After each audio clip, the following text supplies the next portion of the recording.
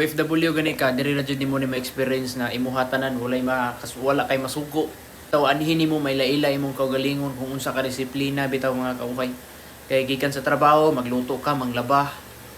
So, di ka magluto, wa kay kaon ni kaugma kay wa may restaurant silingan diri sa abroad. Di pares Pinas nga di ta magluto, pwede ra ta monaog ta sa ubos atong apartment, itong balay, di gawas na to nanay tag disdis diyang karinderya. Diri sa Japan wa gyud.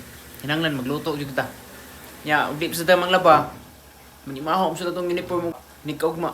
So mo nang atuwa gitanan anhin na to makita kung unsa ka disiplina ang atuang kinabuhi diri sa abroad kay atuwa gitanan wa kitay masugo. No?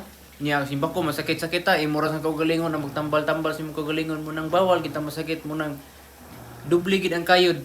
Gikan sa trabaho hantud sa pag-uli sa balay, daily routine mga kauhay mo nang kung mag-abroad mo niya, di mo sana trabaho sa pambalay, anya gid mapurga gid mo pag-abot ninyo sa abroad guys kay sus inyo hagid tanan katong gusto mag-abroad nga di pa sanay sa mga trabaho sa pambalay.